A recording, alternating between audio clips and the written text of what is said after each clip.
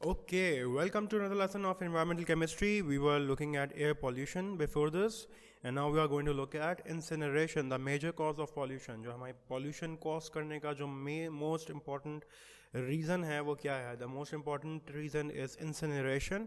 And what is incineration? Combustion जितने भी processes हो रहे हैं, चाहे वो ऑटोमोबाइल्स में हो, चाहे वो कचरा जलाना हो, चाहे वो वॉल्केनिक इरप्शन हो, तो in what ever way you have combustion, तो जिस फॉर्म में भी कंबस्शन हो रही है, ओके, उससे जो गैसेस निकल रही हैं, उससे जो गैसेस निकलती हैं which are carbon dioxide, carbon monoxide, sulphur dioxide, nitric oxide, all these gases are very major contributor towards pollution, जो एयर पॉल्यूशन कॉज करती हैं। और इसी में सबसे पहली जो हमारे पास गैस है वो कौन सी गैस है? वो है कार्बन। कार्बन के oxides, carbon dioxide and carbon monoxide.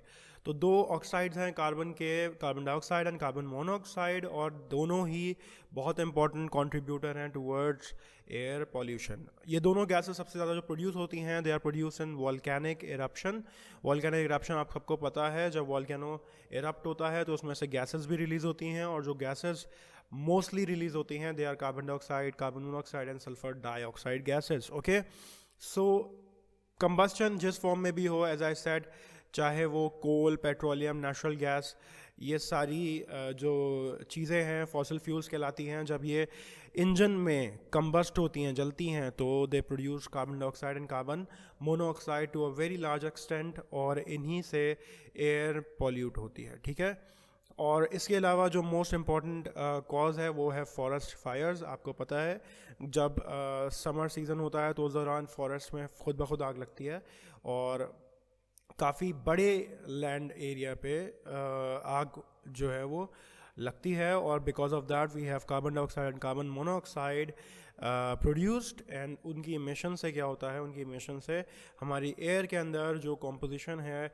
जो अलग अलग गैसेस की कंसनट्रेशन है, वो चेंज हो जाती है, और इस वजह से we can say that the most important contributor towards air pollution is carbon dioxide and carbon monoxide gases. The second most important are the sulfur compounds. sulfur के जो सबसे important compound है which is sulfur dioxide, और यही contributor है towards pollution. So sulfur dioxide कब produce होती है? जब bacterial decay हो, organic matter जब decay होता है, they decompose, actually decompose you can say, और जब वो ख़राब होता है तो उसकी वजह से सल्फ़र के कंपाउंड जो है वो रिलीज़ होते हैं। इसके अलावा सल्फ़र का कंपाउंड रिलीज़ होते हैं on volcanic eruption and as well as in forest fires. इसके अलावा जब आप इंजन्स के अंदर फॉसिल फ्यूल्स इस्तेमाल करते हो, तो अगर वो इम्प्योर हों, सल्फ़र के कंपाउंड्स प्रेजेंट हों उनके अंदर, तो उससे भी पॉल्यूशन होती है। So automobiles and industrial units are the main reason of human, जो हमारी ह्यूमन एक्टिविटीज़ के अंदर आता है, और इससे सबसे ज़्यादा जो पॉल्यूशन, जो पॉल्यूटेंट रिलीज़ होता है वो होते हैं सल्फ़र के कंपाउंड्स। और you can see that sulphur when reacts with oxygen, जब कंबस्शन के दौरान सल्फ़र रिएक्ट करता है ऑक्सीजन से, तो उससे रिलीज़ होती है sulphur dioxide. And let's look at the effects of sulphur dioxide. Sulphur dioxide is a very irritating gas, और सफोकेशन कॉज करती है। जब आप इसको इनहेल करते हो तो आपका जो एयर जो पाथवेज हैं, आपका जो लंग्स हैं, they get irritated, and because of that many people get asthmatic attack and they even die. अगर आप बहुत ज़्यादा इनहेल कर लोगे सल्फर, सल्फर डाइऑक्साइड, तो it's very very toxic gas and it has a very pungent smell and it can kill you.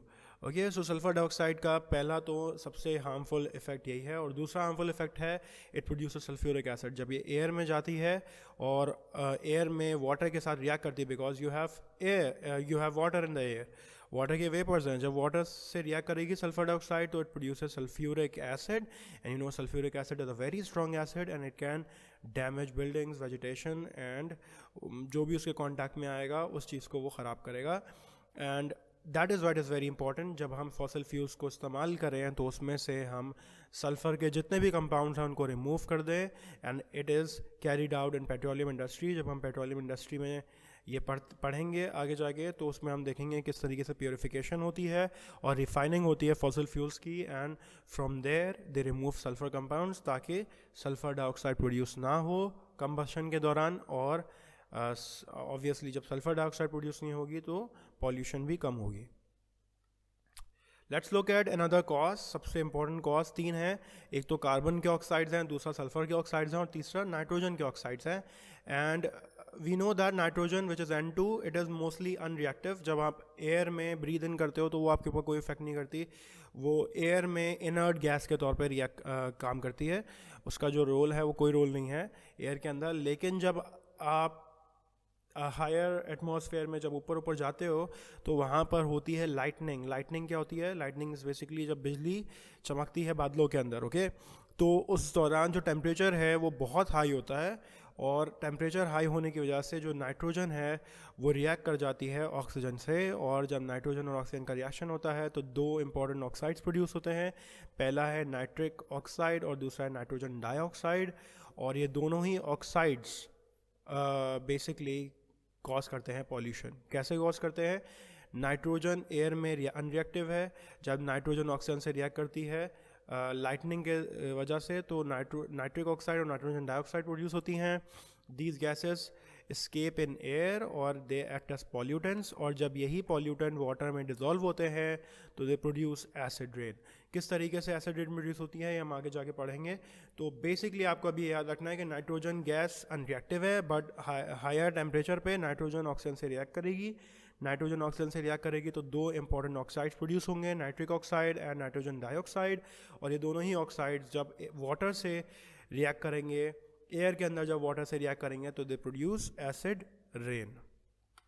Okay, so what are the strategies that we can have to control air pollution? सबसे पहली strategy है converters use किए जाते हैं। अब automobiles जो नए automobiles इस्तेमाल जो बन रही हैं, नई गाड़ियाँ जो बन रही हैं, नए इंजन जो बन रहे हैं, वहाँ पर हम कन्वर्टर्स इस्तेमाल करते हैं। कन्वर्टर क्या करते हैं? कन्वर्टर बेसिकली जो हार्मफुल गैसेज हैं like carbon dioxide, carbon monoxide, nitric oxide, nitrogen के जो ऑक्साइड्स हैं और सल्फ़र के जो ऑक्साइड्स हैं, उनको कन्वर्ट कर देती है टू लेस टॉक्सिक कंपाउंड्स। ठीक है, तो carbon dioxide, carbon monoxide, nitric oxide, ये सारे कंपाउंड्स बहुत टॉक्सिक हैं, हार्मफुल है। तो जो कन्वर्टर्स हैं इनका काम क्या होता है इंजन के अंदर?